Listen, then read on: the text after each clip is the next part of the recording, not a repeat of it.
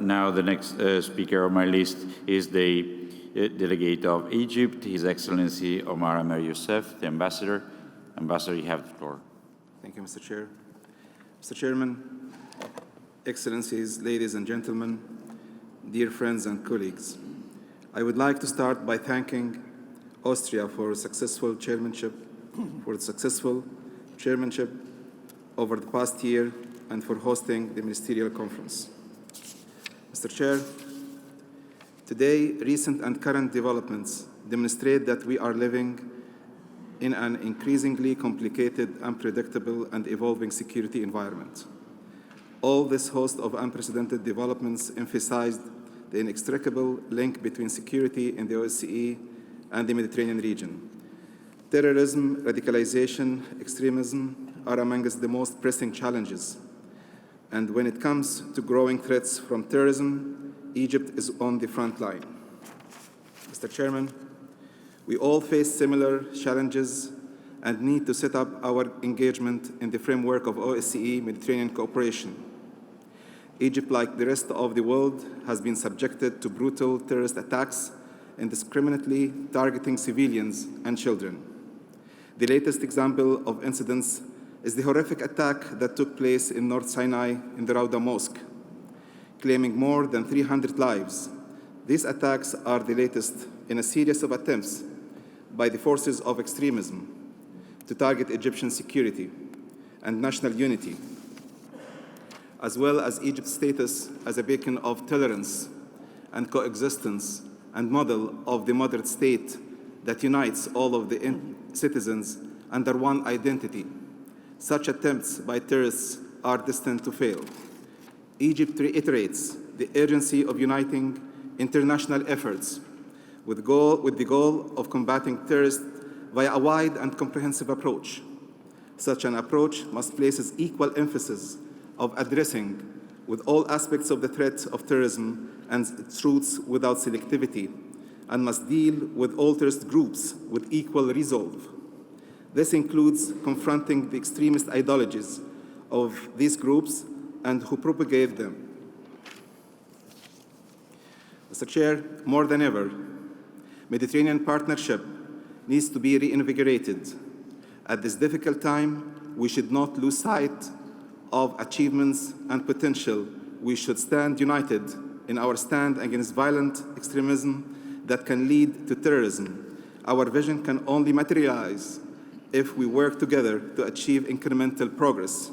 Our dialogue should be structured, mainstreamed, and more engaging, interactive. This will lead to tangible results. Mr. Chair, Egypt reaffirms the need for a new approach in dealing with the new challenges that facing the Mediterranean region. New approach should aim to further strengthening and developing the partnership of the OSCE with its Mediterranean partners of cooperation, and to promote an open and interactive dialogue between the OSCE participating states and the Mediterranean partners through following a demand-driven approach and responding to the interests and priorities of the partners. Mr. Chair, Egypt strongly believes that the Mediterranean could be a successful model of cooperation among states from the shores that can collectively meet challenges in a balanced manner, and that the OSCE's comprehensive approach to security, encompassing the political, military, economic, as well as the human dimension, can positively contribute to stability and security in the Mediterranean. Mr. Chair, Egypt has always played a key role to achieve peace in the Middle East. It further reaffirms its long-standing support and solidarity with the just cause of Palestine and the Palestinian people in their quest to achieve their inalienable rights, including the right to self-determination and independence in their independent state, with East Jerusalem as its capital. Egypt is concerned about the decision taken by the American administration to recognize Jerusalem as the capital of Israel.